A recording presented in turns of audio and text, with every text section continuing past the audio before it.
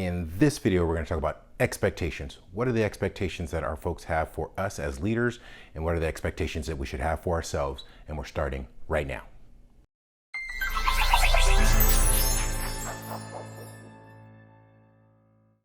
Hey everyone, my name is Gordon and welcome to another episode. If this is your first time and you want to learn more about CliftonStrengths, leading a strengths-based life, and any and all other information related to leadership, don't forget to hit that subscribe button as well as the bell notification so you don't miss anything. We're now continuing our multi-part series on effective leadership. And this is again based on some research that was done by Gallup, and the link will be in the description below. And what we're trying to show is Gallup's perspective on effective leadership while also layering in my own perspective based on 20 years of leadership experience. And real quick, before we get into the video, share with me in the comments below one expectation that you have for those who lead you. And then also, if you're a leader, share with me one expectation that you have for yourself about how you'll lead better. Share that with me in the comments below, and let's get started. So we've been going deep on effective leadership. And most of the information, the research, and even the practice that you see from leaders is focused more on this deficit mindset, fixing weaknesses.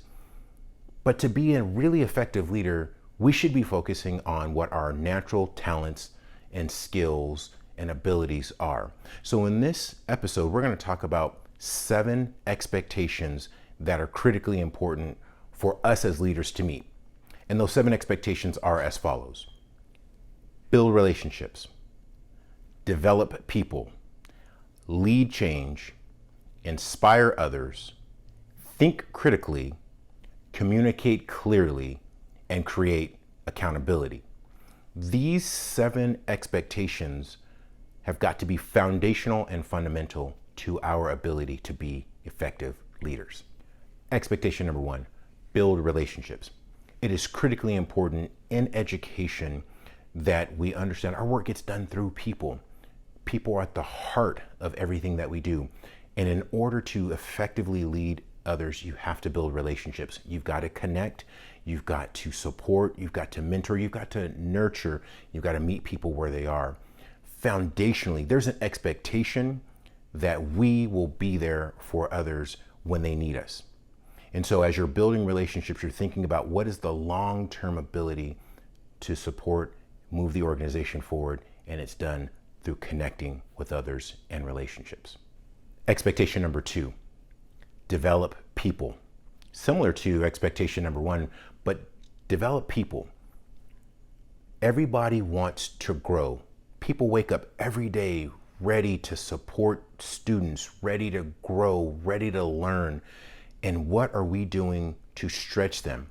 Are we giving them growth opportunities? Are we giving them stretch projects? Are we giving them the opportunity to think better, build more, think strategically, open up new ideas, new avenues? Are we exploring new initiatives that people are bringing forward? That's how you turn good employees to great employees. That's how you turn good teachers into great teachers. That's how you turn good leaders into great leaders, is when you give them developmental opportunities. So a core expectation that people are looking for to us as leaders is to develop people. Expectation number 3, lead change. When we're asked to lead, we're asked to stand in the gap of where the organization is and where we need to take the organization. So leading change is about taking bold action. It's about initiating change, initiating churn in the system to grow better outcomes, design better programs, give better opportunities for students, staff, and others. But it's our job to lead that change, to be inspirational, to be giving the opportunities to lay out the foundation for people to be able to move forward. And so the expectation that everybody has of us is, how are we leading change and how are we inspiring others to see that change is the best thing for us? Expectation number 4, inspire others. Think about the greatest orators, the greatest leaders in history.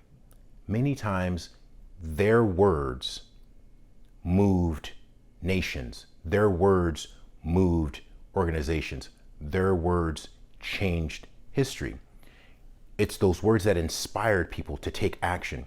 As leaders, there's an expectation that we will inspire. We will show them the path. We will develop the vision. We will cast the vision, and then we will drive towards that vision while pulling people along with us through inspirational action, out front leadership, visibility, presence. Those are the things that inspire others to go further and work harder.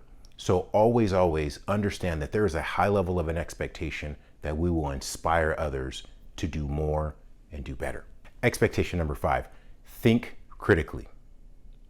So when we take on these roles as leaders, a core competency is that we can take hard issues, hard challenges, tough problems, think critically, apply solutions, and then move forward with getting results. There's an expectation that we will be able to think critically, to be able to dissect a problem, unpack it, put it back together, and move forward. So thinking critically is asking tough questions. Thinking critically is understanding the dynamics of the entire organization and leveraging the strengths and the talents of other people. But it's for the express purpose and goal of how do we drive forward by solving these complex problems by thinking critically. We think critically on behalf of others so that way they can then do the work. That is a fundamental expectation that all of the people that we lead have of us. Expectation number 6, communicate clearly. Now, communication is always a challenge. We always can do more and do better. But communicating clearly, I think in this instance, is all about finding multiple ways to connect with people and communicating with them on a level that they understand and that resonates with them.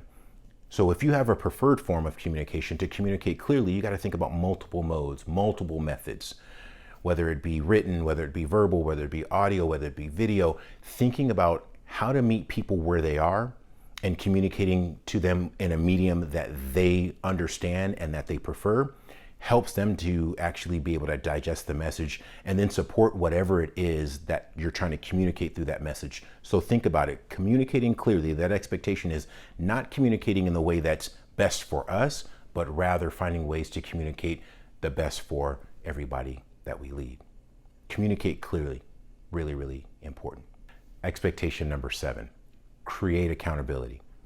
If there was an expectation that encompassed all of the other expectations, it's creating accountability. Our job as leaders is to make sure that there is accountability in the system for everyone and ourselves. So what are the critical feedback mechanisms? How are we giving feedback? How are we receiving feedback? How are we being accountable to what we said we're going to do? How do we follow through? How do we keep our word? All those pieces go into all the other expectations that we talked about. But when we do that, when we create that accountability loop for others and for ourselves, you grow the organization, you expand the capacity, the efficiency, and the effectiveness of the organization when there are high levels of accountability. So think, how do I keep my word? How do I hold people accountable? And how do I create a robust organization through accountability? So there you have it, the 7 expectations that are critically important for leaders. So again, build relationships, develop people, lead change, inspire others, think critically, communicate clearly, and create accountability. These are the pieces that we must do as leaders if we want to be a well-rounded, effective leader. And remember, if you like the episode, give us a thumbs up, like the video, share it with others, subscribe to the channel. Don't forget to check the description below for more information on CliftonStrengths and coaching. Thank you so much for watching. It's a pleasure to serve this community. Don't forget to check out the video on the screen that you see now. We'll see you on the next one. Be well, everyone.